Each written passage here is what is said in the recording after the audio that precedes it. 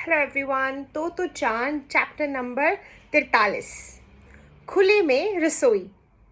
एक दिन स्कूल खत्म होने के बाद तो चांद किसी से बात किए बिना विदा लिए बिना ही स्कूल के गेट से निकलकर जियोगाओका स्टेशन की ओर भागी। वह बड़बड़ाती जा रही थी, थंडर कैनियन, खुले में रसोई।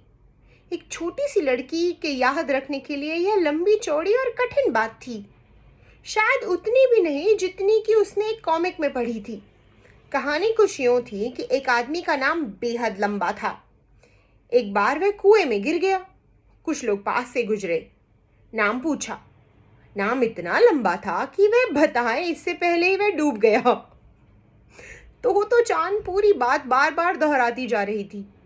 पर अगर कोई पास में खड़ा होकर उस प्रसिद्ध लंबे नाम को बोलता जो जुगोमो जुगेमो से शुरू होता था, तो वह जरूर अपनी रटी हुई बात भूल जाती।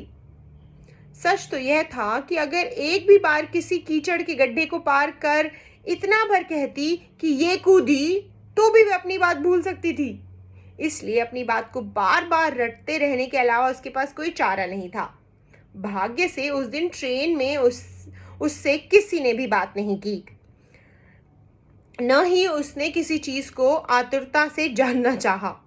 एक बार भी उसने अपने आप से वह भला क्या था नहीं पूछा। पर फिर भी स्टेशन से निकलते निकलते किसी ने उसे पहचान लिया। कहा, हेलो, क्यों वापस लौट आई?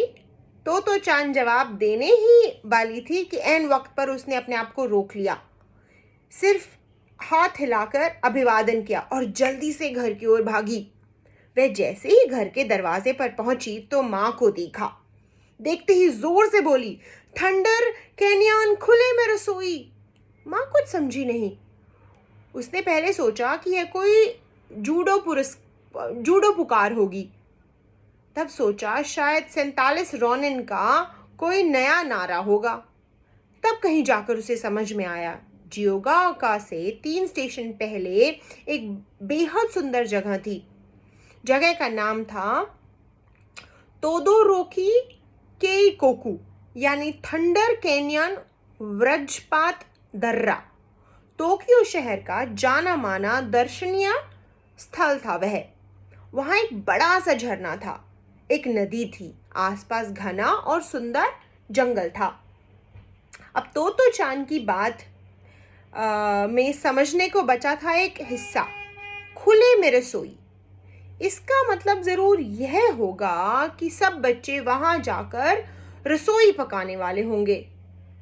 पर इतनी लंबी और कठिन बात थी कि बच्चों को याद रखने के लिए बड़ी मुश्किल हो रही थी। पर तो चांद याद रख पाई।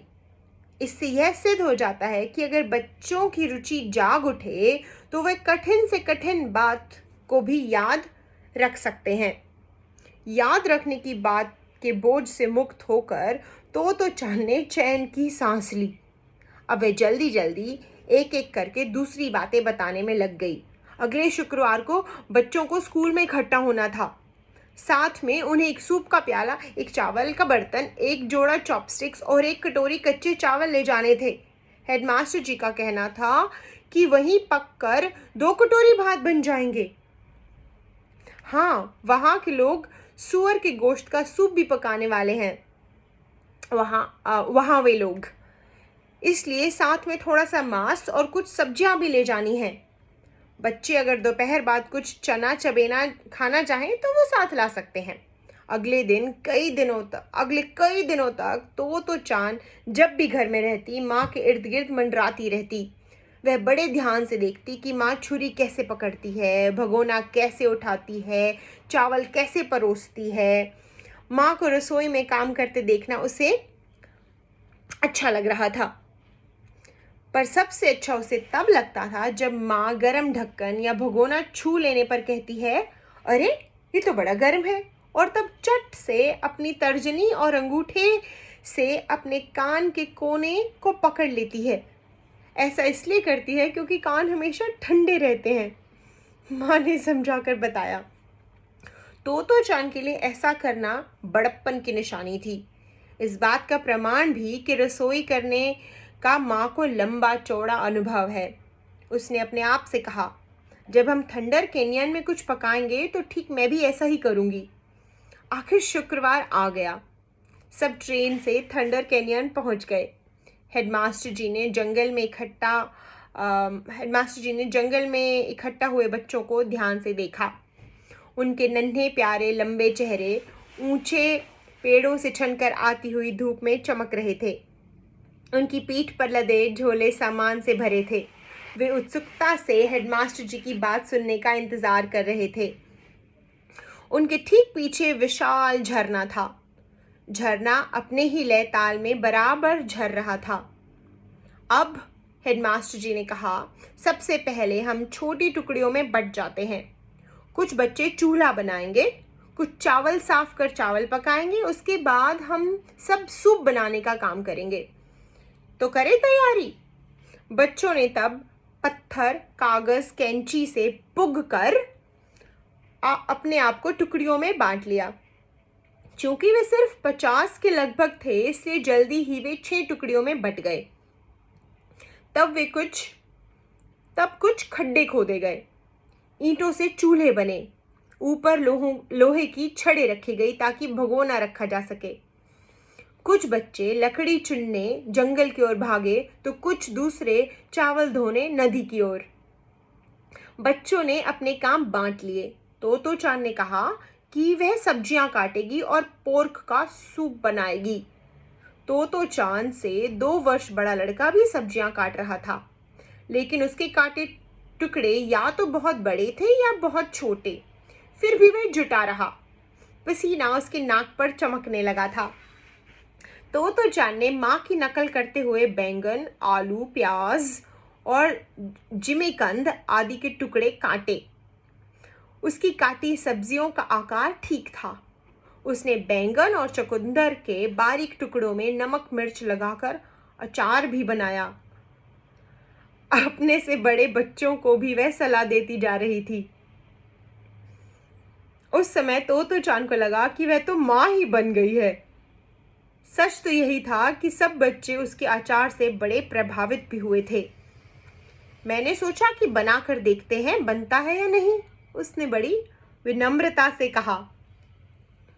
जब सूप के बारे में हर एक बच्चे से पूछा गया तो उन्हें बड़ा मजा आया। हर ओर से अरे बाबा रे की आवाजें आने लगी। बच्चों की खिलखिलाहट गूंजने लगी। चिड़ियों का चहचहाना भी उस शोरगुल में आकर मिल रहा था। इसी बीच सभी पतीलों में खुशबू उड़ने लगी थी। किसी चीज को पकते देखने का अनुभव इससे पहले कम ही बच्चों को था। उन्होंने तो बस अपने समान आँच के ताप को कम ज़्यादा करना होता था, इसका ज्ञान उन्हें नहीं था। उन्होंने तो बस अपने सामान रखा, खाना खाया भर था। उन्होंने तो बस अपने सामने रखा खाना खाया भर था। पकाने का झंझट और सुख पाने का उनका पहला ही अनुभव था। हर एक कच्ची चीज का रंग रूप किस तरह और कितना बदलता है, यह देखना भी एक अनूठा ही अनुभव रहा। अंत में हर एक टुकड़ी का काम खत्म हुआ। हेडमास्टर जी ने बच्चों से एक बड़े घेरे में बैठने को कहा। सबके सामने सूप और चावल का प्याला था, पर तोतो चान ने अपनी टुकड़ी का पकाया सूप तब तक नहीं ले जाने दिया, तब तक उसने अपनी मन की इच्छा पूरी न कर ली। उसने गरम ढक्कन उठाया, तब कहा, ओह यह तो गर्म है। और फिर दोनों हाथों की उंगलियों से दोनों कान पकड़ लिए और फिर उसने कहा, अब ले जाओ। और तब पतीला बच्चों के बीच ले जाया गया। उसके ऐसा करने से बच्चों पर कोई असर नहीं पड़ा, लेकिन तोतो चान को मन ही मन बड़ा संतोष हुआ। सब बच्चे बेहद भूखे थे, पर उनकी आतुरता का खास कारण यह भी था कि खाना उनका अपना पकाया हुआ था। बच्चों ने तब चबाओ चबाओ ठीक से चबाओ गाया, तब ईश्वर को धन्यवाद दिया। इसके बाद अचानक ही जंगल में चुप्पी छा गई। देर तक बस झरने के बहने की आवाज़ ही सुनाई देती रही।